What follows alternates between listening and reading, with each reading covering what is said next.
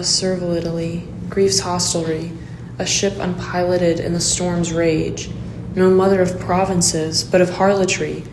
That noble spirit leaped up with a start at the sound of his own city's name, and took his fellow citizens to his heart. All still within you, brother wars on brother, and though one wall and moat surrounds them all, your living sons still gnaw at one another.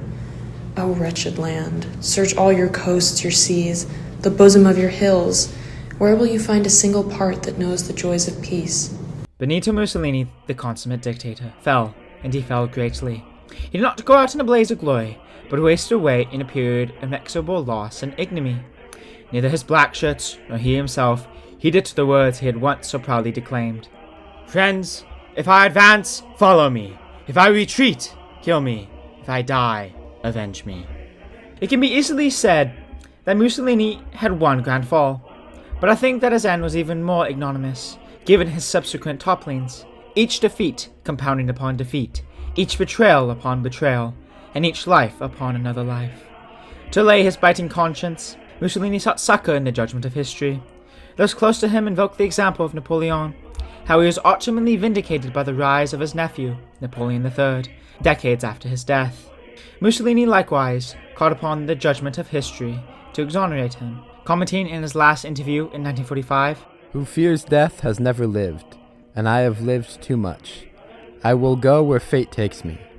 After the defeat, I will be covered furiously in spit, but then they will come to clean me with veneration. Then I will smile because my people will be at peace with themselves." We therefore begin our story with the deposition of Mussolini by the Grand Council of Fascism in Anno 21 of Fascism, otherwise known as 1943. The Duce had made a Faustian bargain by entering the Second World War in the summer of 1940. His Mephistophelian quote, "I need only a few thousand dead to sit at the conference table as a belligerent," was his damnation.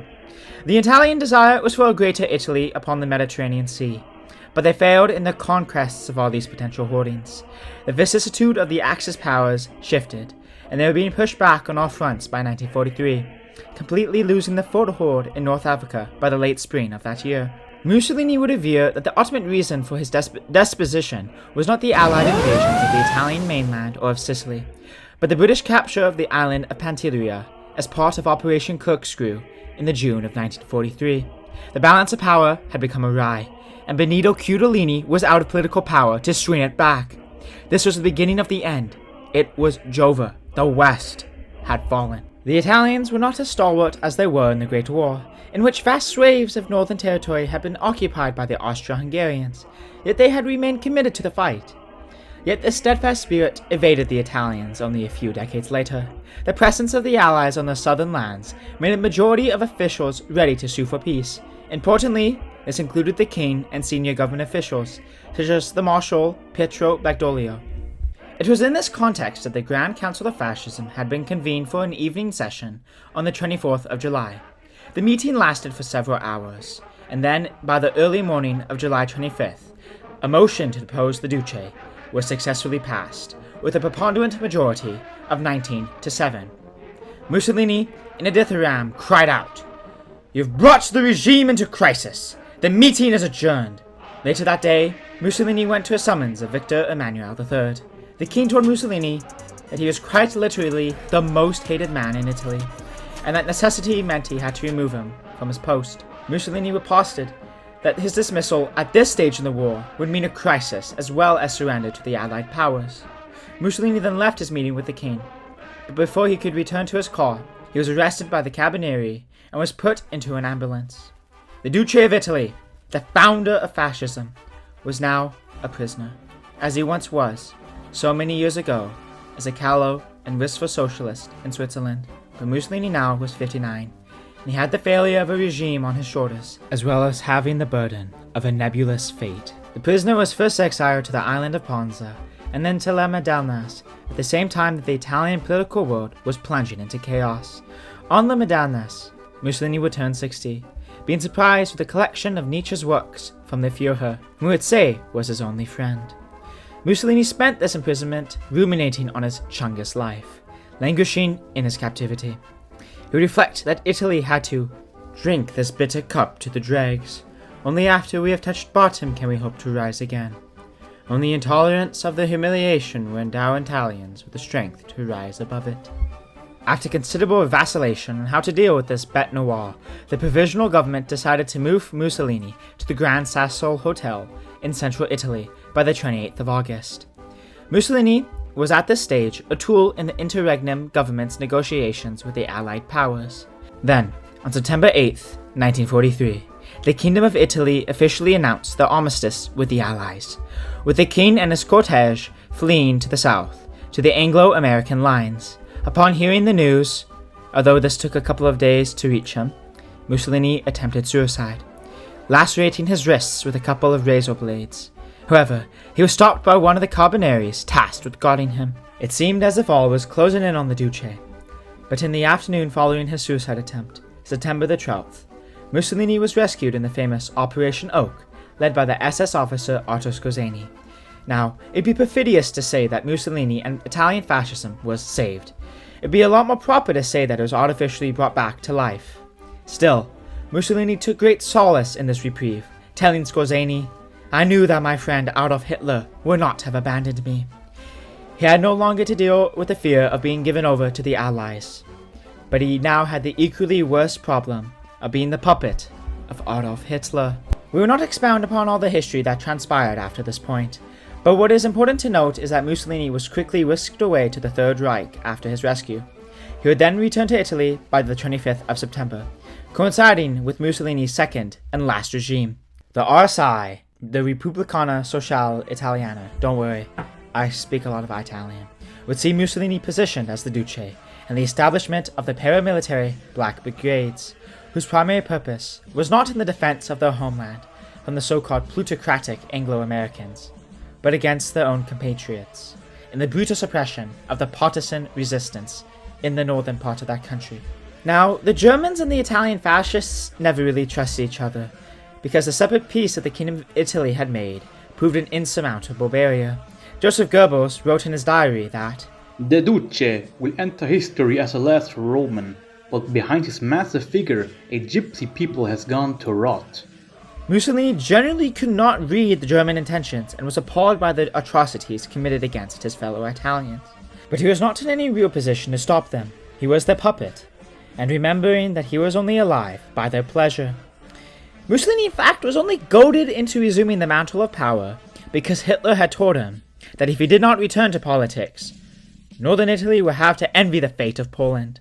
Mussolini would say later on, after his capture by the Italian partisans, that he had only resumed power so as to save as much life and property as possible, and to try yet again to do good to the Italian people. I prevented many shootings, even when they were just. I tried, with 3 amnesty decrees, to pardon and put off as long as possible the repressive actions the German commands demanded. I distributed to poor people many millions. I tried to save the savable. The only potential hope that Mussolini could even muster for the Axis' situation was the potential of German wonder weapons, although his faith in them oscillated from utter rejection to mild hope. It was in this situation that Hitler also tried to convince Mussolini, when he was trying to convince Mussolini of these wonder weapons, that he was also literally possessed by this ancient Aryan spirit. Yeah. But anyway, basically these wonder Waffen, they were chimera, and Mussolini would find no succor. Only frustration with the Teutonic Newman. Mussolini was a prisoner of the myths created by him to his design, a prisoner of his past, of having destroyed and not created, of not having formulated any message that could survive him. He knew the game was up. In the squalid corner of the Villa Feltrinelli, almost hallucinatory, in the days without sun like the Kafka scenario, he followed in slow motion the false routine of the old times, the routine of a functionary awaiting tasks to get rid of, and of long dead hours, almost the parody of himself. A notable episode from this epoch is the execution of the erstwhile diplomat, Count Ciano, who was married to Mussolini's daughter, Edda. Her implorations for his life proved vain. He was executed alongside the other members of the Grand Council of Fascism who had voted to depose Mussolini, and had not fled to the Kingdom of the South. Upon hearing the news, Mussolini said, "From that morning, I have begun to die." Now, Mussolini's failures were not limited to the familial realm, but even more so on the international. The Republic was a pariah state, being only recognized by 8 countries, notably excluding Franco's Spain, who Mussolini had helped greatly in the Spanish Civil War, with a co-belligerent against the Soviet Union, the Republic of Finland. Mussolini was put in charge of the reorganized Blackshirts, yet he failed in recruiting an adequate number of them. This really upset the Germans, with Joseph Goebbels literally crashing out in his diary that, in response to his first appeal for recreating the fascist militia, exactly 15 men in the Italian capital reported. One can see from it to what depths fascism has already sunk in public esteem. Mussolini couldn't even keep those soldiers in line that he had received, with them committing recriminations upon recrimination against the Italian partisans. Mussolini said in 1943 that this republic begins to lose ground every day, and this fact never changed throughout the entire period of the RSI's existence. It was an ineluctable march of the Allied forces. The Axis armies kept retreating on the ground, although it was at a fairly slow pace.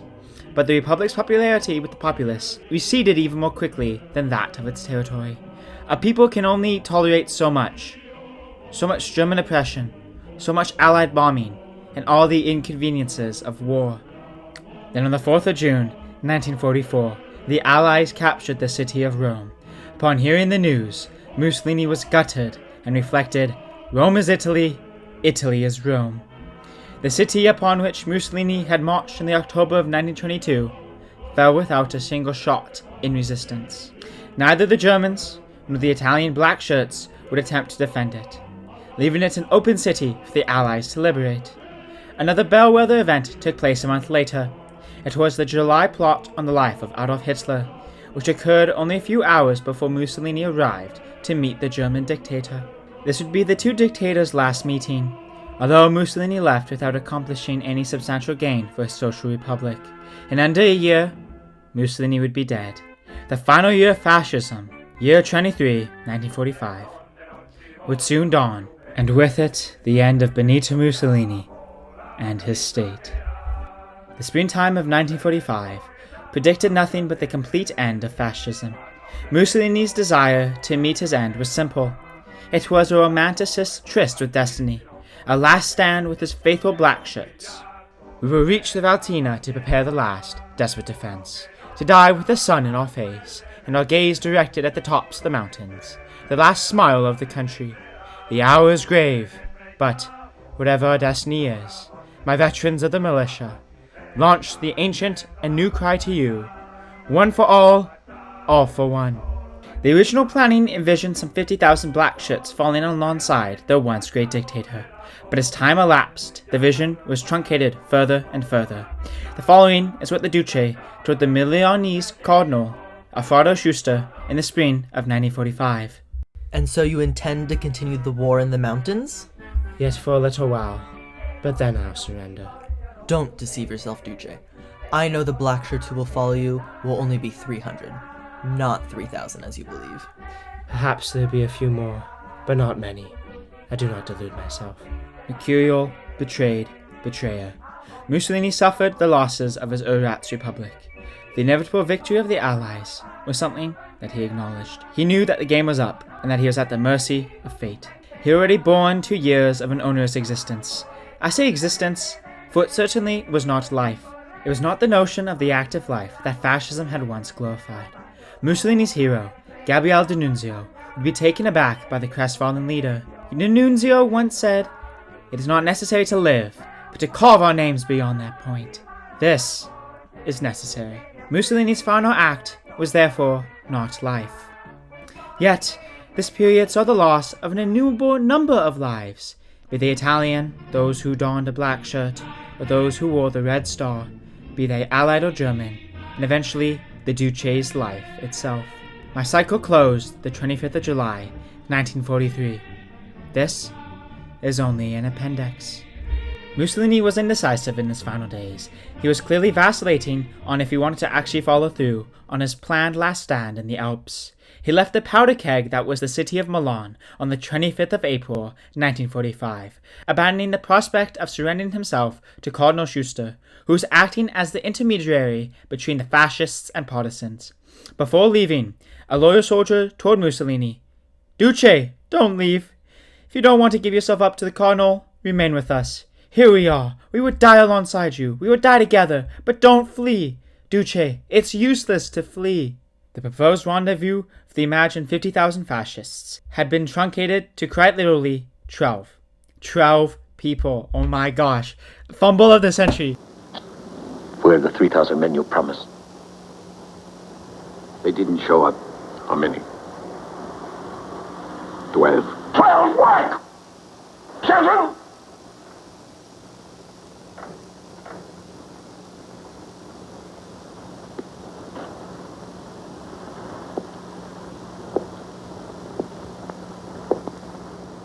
But anyway, Mussolini was low-key lost on what he was supposed to do. He was literally geeked out on failure. Some people around Mussolini suggested that he try to seek asylum in Switzerland, but the Swiss had already made it clear that they would not accept such a claim.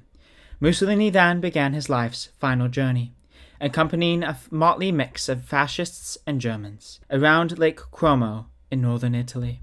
The partisans would cordon off the Axis column wherein Mussolini was hiding. Mussolini would don a German uniform and hide inside a German transport truck, attempting to get through the partisan checkpoint at the town of Dongo. However, Mussolini did not have any identifying papers, and a partisan was searching the German transport truck for any fascist officials, and he recognized the Duce.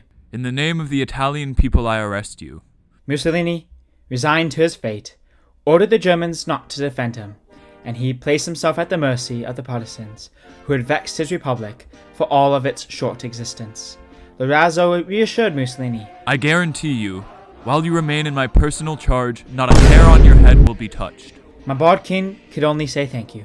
The Germans were allowed to continue their retreat northwards, whereas Mussolini was whisked away and began his final days. Those who were tasked with guarding Mussolini in his makeshift prison in the region of Germasino were fascinated by being in the presence of one of those great men of history. They questioned him about many things, such as why did he return to the helm of state after he was deposed? Why hadn't he stopped the German atrocities? Did he order the murder of the famous socialist leader in 1924?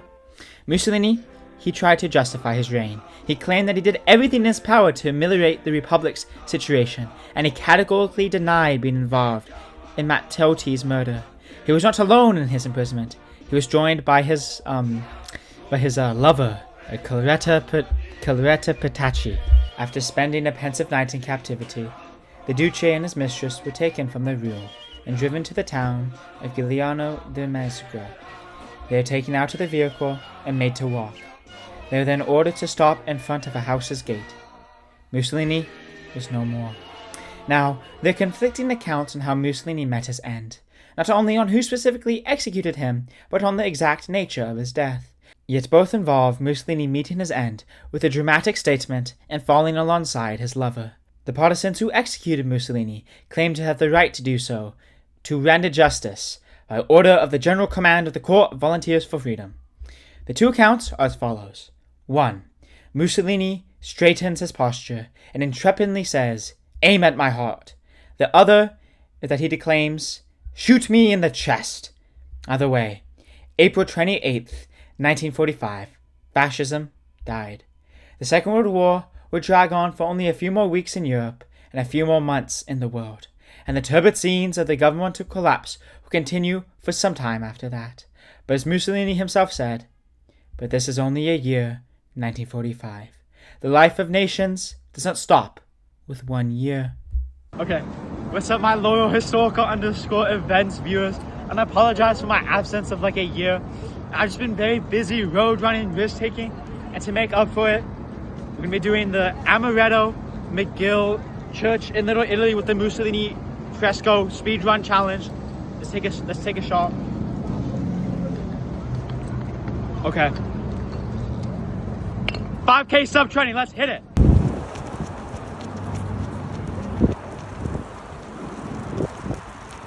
There he goes. Bye-bye.